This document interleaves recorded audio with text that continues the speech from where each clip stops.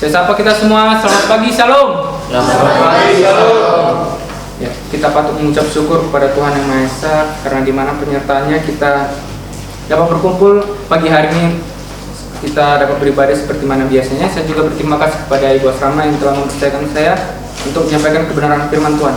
Langsung saja kita buka kebenaran firman Tuhan kita pada pagi hari ini dalam Pengkhotbah 11 ayat ke-9 sampai ke-10. Kita akan membacakannya bersama-sama. Sudah menemukannya, amin? Amin. Khotbah 11 ayat 9 sampai 10 dengan judul perikop nasihat bagi pemuda-pemudi. 1, 2, 3 ayat. Bersukarialah hai pemuda dalam keadaanmu, biarlah hatimu bersuka pada masa mudamu, dan turutilah keinginan hatimu dan pandangan matamu. Tetapi ketahuilah bahwa karena segala hal ini Allah akan membawa pengadilan. Buanglah kesedihan dari hatimu dan jauhkanlah kendaraan dari tubuhmu, karena kemudahan yang ada itu adalah sia-sia. Amin. Dari pembacaan firman kita pada pagi hari ini, saya akan memberikan tema hidup pemuda-pemudi dalam Tuhan. Nah, dalam kitab Pengkhotbah ini kita tahu bahwa yang menjadi penulisnya adalah Salomo. Nah, tujuan Salomo menulis kitab ini adalah supaya kita sebagai pemuda-pemudi agar kita tidak hidup dikuasai oleh yang namanya keinginan duniawi. Nah, Tuhan menghendaki supaya kita umatnya untuk bersuka cita dan menikmati masa muda kita. Nah, di mana masa muda ini adalah masa yang begitu menyenangkan. Bisa dikatakan bahwa masa muda itu adalah masa bebas. Artinya di sini bahwa hanya waktu muda ini ajalah kita bisa melakukan apa saja yang menjadi kemauan kita. Nah, ada juga dari kebebasan tersebut membawa dampak negatif. Jadi, kita pada pagi hari ini mengingatkan bahwa firman Tuhan supaya kita sebagai hidup pemuda-pemudi yang berada di tempat ini, supaya kita harus menikmati masa muda kita itu sesuai dengan kehendak Tuhan. Jangan hanya mau kehendak kita sendiri. Jika kita mengingat tentang kisahnya Adam dan Hawa, ketika mereka diberikan kebebasan oleh Allah kepada mereka, dengan mereka diberikan kebebasan dengan memakan semua buah yang ada di Taman Eden, tetapi ada satu buah yang dilarang Tuhan. Nah, dengan larangan Tuhan itu, mereka tidak mengindahkannya. Mereka tidak taat dengan Allah. Dengan ketidaktaatan mereka malah jatuh ke dalam dosa. Nah, dari kebebasan mereka yang miliki, mereka tidak memanfaatkannya dengan baik. Nah, dari kisah Adam ini dan Hawa, kita dapat belajar bahwa ketaatan itu sangat perlu dalam kehidupan kita di masa muda kita ini. Jadi oleh karena itu, teman-teman, pada pagi hari ini kita harus menikmati masa muda kita itu untuk Tuhan. Nah, pada pagi hari ini sama-sama kita akan belajar dari kitab Pengkhotbah ini. Saya akan memberikan 2 ciri-ciri orang yang hidup pemuda-pemudi dalam Tuhan dengan sesuai dengan pembacaan firman kita pada pagi hari ini. Yang pertama yaitu adalah hidup yang bertanggung jawab. Seperti di ayatnya yang ke-9 yaitu bersukarialah hai pemuda dalam keadaanmu, biarlah hatimu bersuka pada masa mudamu, dan turutilah keinginan hatimu dan pandangan matamu. Tetapi ketahuilah bahwa engkau segala hal ini Allah akan membawa engkau ke dalam pengadilan. Kita berfokus kepada ayat yang tetapi ketahuilah bahwa karena segala hal ini Allah akan membawamu pada pengadilan. Nah, ayat ini mengingatkan kita agar kita mempergunakan waktu sebaik-baiknya pada masa muda kita. Walaupun di sepanjang kesenangan hidup kita masih menikmati. Sekalipun begitu, yang menjadi tuntunan kita untuk bersenang-senang itu adalah Allah kita sendiri. Tapi kebanyakan pemuda-pemudi yang menjadi penuntun kesenangan mereka lampiaskan ke hal yang namanya pesta pora. Nah, ini tidak boleh terjadi, teman-teman, karena ini bukan kehendaknya Tuhan. Seperti dalam Efesus 5 ayat 15 sampai ke 16. Mari kita buka bersama-sama. Saya minta kesediaan dari panitia untuk membacakannya.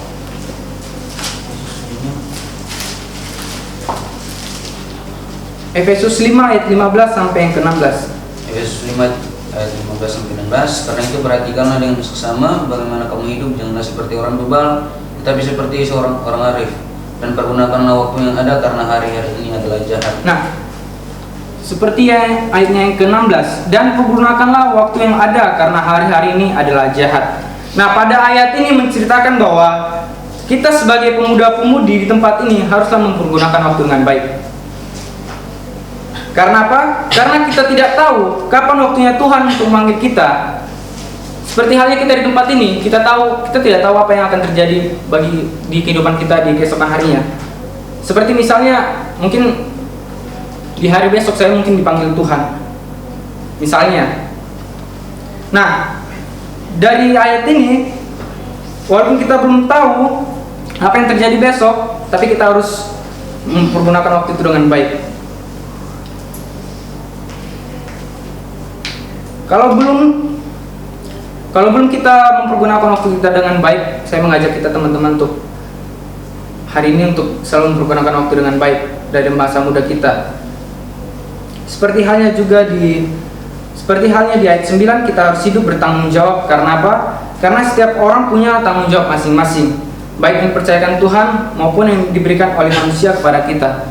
Karena itu dibutuhkan sikap untuk menjalankan tanggung jawab itu dengan baik. Seperti halnya dengan kisah Musa yang dalam Keluaran 3 ayat 10. Dalam Keluaran 3 ayat 10 menceritakan tentang,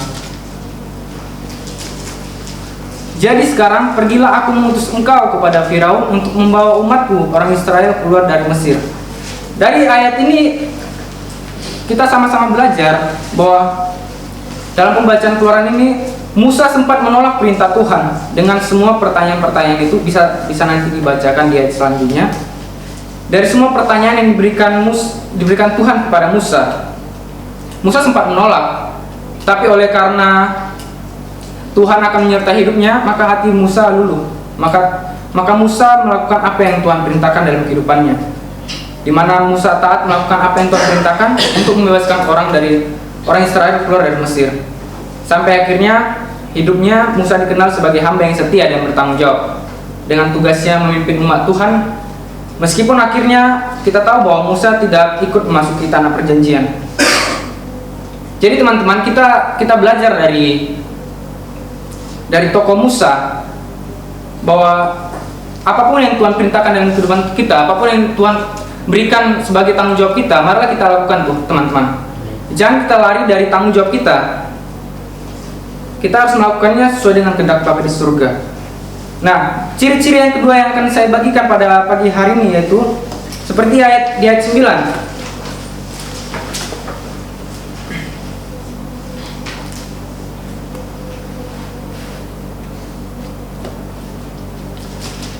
Yang kedua yang mau saya bagikan adalah hidup yang bergembira.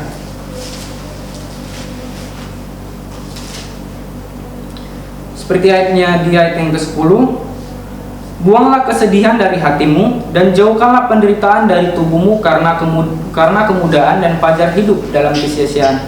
Nah, di ayat yang ke-10 menceritakan bahwa ayat ini mendorong setiap kita agar kita berusaha untuk meraih yang namanya sukacita dalam kehidupan kita dengan cara membuang kesedihan kita dan menjauhkan penderitaan. Memang kesedihan dan penderitaan adalah hal yang sering menghampiri setiap kehidupan kita. Kita mengalami yang namanya persoalan hidup, kita yang mengalami yang namanya pencobaan hidup. Tetapi ayat ini mendorong kita supaya kita membuang segala apapun yang menjadi persoalan hidup kita. Kita jangan masuk ke dalam yang namanya kesedihan. Walaupun kita mengalami yang namanya persoalan, marilah teman-teman, saya mengajak kita pada pagi hari ini untuk kita harus tetap bersuka cita walaupun kita mengalami yang namanya setiap persoalan. Bahkan kita di tempat ini kita tahu bahwa kita sebagai anak-anak asrama, yang menjadi persoalan hidup kita, saya percaya di sini adalah keuangan. Benar teman-teman? Nah, walaupun kita mengalami yang namanya berkekurangan dalam keuangan kita jangan menyerah teman-teman. Kita serahkan ke dalam Tuhan. Kita harus tetap hidup bergembira walaupun kita mengalami namanya kekurangan. Nah, pada pagi hari ini di pembacaan kita mengajarkan kita bukan berarti kita menikmati hidup kita dengan suka-suka kita. Marilah hidup kita dipimpin oleh Tuhan dan jangan dikuasai oleh namanya kesedihan dan penderitaan. Maka dengan tidak dikuasai oleh penderitaan dan kesedihan, kita akan berhak untuk yang namanya menikmati hidup yang bahagia dan yang penuh sukacita. Karena di dalam Filipi 4 ayat 4 menceritakan tentang apa?